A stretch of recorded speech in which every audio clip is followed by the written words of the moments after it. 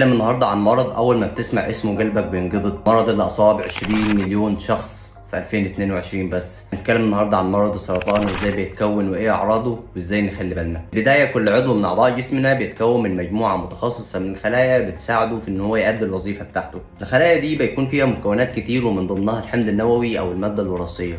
اول ما بيحصل مشكله او خلل في الماده الوراثيه دي فتظهر خلايا سرطانيه، خلايا مش طبيعيه.